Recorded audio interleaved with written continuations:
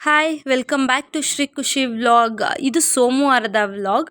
ಅವತ್ತು ಸಾಯಿಬಾಬಾ ದೇವಸ್ಥಾನದಲ್ಲಿ ದರ್ಶನ ಆಗಲಿಲ್ಲ ಅಂತ ಬೇಜಾರು ಮಾಡ್ಕೊಂಡಿದ್ದೆ. ಅದಾದಮೇಲೆ ಕಾರ್ತಿಕ್ ಸೋಮವಾರ ಇರೋದ್ರಿಂದ ದೀಪೋತ್ಸವ ನಡೆಯುತ್ತೆ ಬಾ ಅಂತ ನಮ್ಮ ಅಕ್ಕ ಹೇಳಿದರು.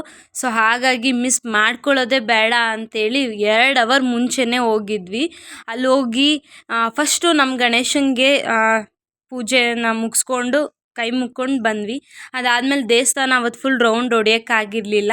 ಇವತ್ತೆಲ್ಲ ಕಡೆನೂ ಓಡಾಡಿಕೊಂಡು ಬಂದ್ವಿ. ಇನ್ನೂ ಬೇಜಾನ್ ಟೈಮ್ ಇತ್ತಲ್ವ ಅಂತ ಆಲ್ರೆಡಿ ಅಲ್ಲಿ ದೀಪ ಎಲ್ಲ ರೆಡಿ ಮಾಡಿ ಇಟ್ಟಿದ್ದರು.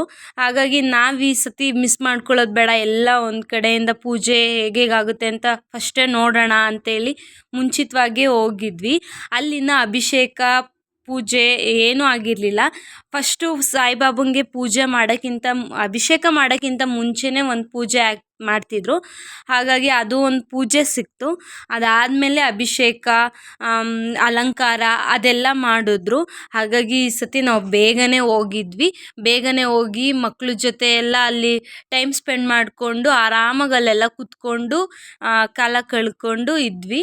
ಆಮೇಲೆ ಅಲ್ಲಿ ವಾತಾವರಣವೂ ಅಷ್ಟೇ, ಕೂತಿದ್ರೆ ಎದ್ದು ಬರೋಕ್ಕೆ ಮನ್ಸು ಬರಲ್ಲ, ಆ ಥರ ನೆಮ್ಮದಿಯಾಗಿರೋ ವಾತಾವರಣ. ಆಮೇಲೆ 1 ಅವರ್ ಅಂತೂ ವೆಯ್ಟ್ ಮಾಡ್ಕೊಂಡ್ವಿ. ಎಲ್ಲರೂ ಕತ್ಲೆ ಆಗ್ತಿದ್ದಂಗೆ ದೀಪ ಹಚ್ಚೋಕ್ಕೆ ಸ್ಟಾರ್ಟ್ ಮಾಡಿದ್ರು. ನಾನು ಕೂಡ ದೀಪ ಹಚ್ಚಿದೆ, ನಮ್ಮ ಹಸ್ಬೆಂಡು, ನಮ್ಮ ಪಾಪು ಎಲ್ಲರ ಕೈಲೂ ದೀಪ ಹಚ್ಚಿದ್ವಿ.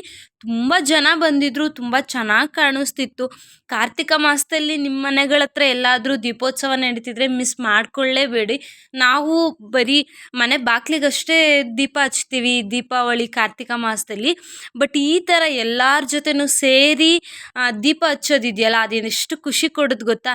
ನನಗೇನು ಅನ್ನಿಸ್ತು ಅಂದರೆ, ನಾವು ದೀಪಾವಳಿ ಹಬ್ಬನ ಅಷ್ಟು ಗ್ರ್ಯಾಂಡಾಗಿ ಸೆಲೆಬ್ರೇಟ್ ಮಾಡಲಿಲ್ಲ. ನನಗೆ ಅವತ್ತು ಯಾವ ಥರ ಫೀಲ್ ಆಯಿತು ಅಂದರೆ, ಮತ್ತೆ ದೀಪಾವಳಿ ಬಂತೇನೋ ಅನ್ನೋ ಥರ ಫೀಲ್ ಆಯಿತು.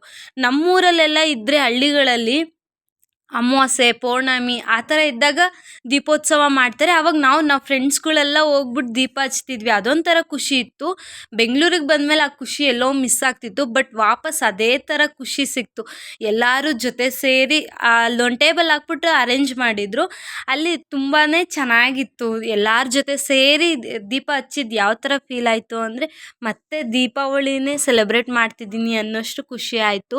ಆಲ್ಮೋಸ್ಟ್ ಅಲ್ಲೊಂದು 3 ಅವರ್ ಇದ್ವಿ.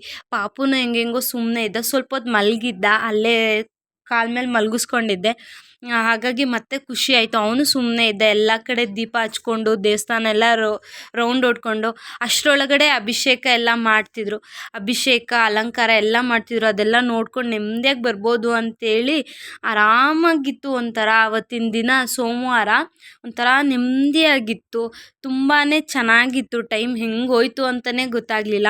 ಮಕ್ಕಳಿಗೂ ಖುಷಿ, ಅವರು ದೀಪ ಹಚ್ತಿದ್ರು. ತುಂಬ ಓಡಾಡೋಷ್ಟು ಜಾಗ ಇತ್ತು. ಎಲ್ಲರೂ ಪ್ರೇಯರ್ ಮಾಡ್ತಿದ್ರು, ಕೂತ್ಕೊಳ್ಳೋಕ್ಕೆಲ್ಲ ಜಾಗ ಇತ್ತು. ಹಂಗಾಗಿ ಟೈಮ್ ಹೆಂಗೆ ಹೋಯ್ತು ಅನ್ನೋದೇ ಗೊತ್ತಾಗಲಿಲ್ಲ.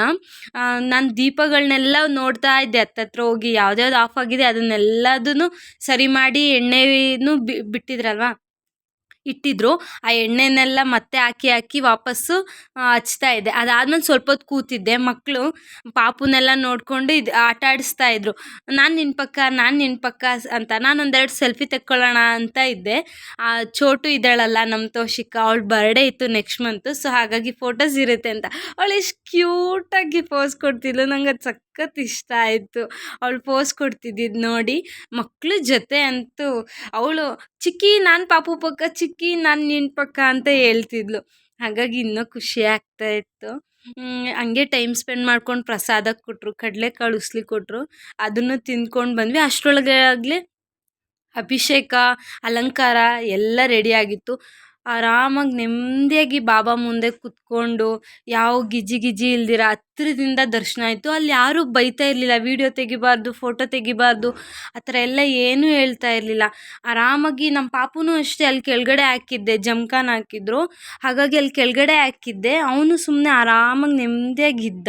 ಹಾಗಾಗಿ 3 ಅವರ್ ದೇವಸ್ಥಾನದಲ್ಲಿ ಟೈಮ್ ಸ್ಪೆಂಡ್ ಮಾಡ್ಕೊಂಡು ಮನೆಗೆ ಹೋಗೋಷ್ಟರೊಳಗೆ 9 ಗಂಟೆ ಆಯಿತು. ಹಾಗೆ ಈ ವ್ಲಾಗ್ ಕೂಡ ಇಲ್ಲಿಗೆ ಎಂಡ್ ಮಾಡ್ತಾ ಇದ್ದೀನಿ.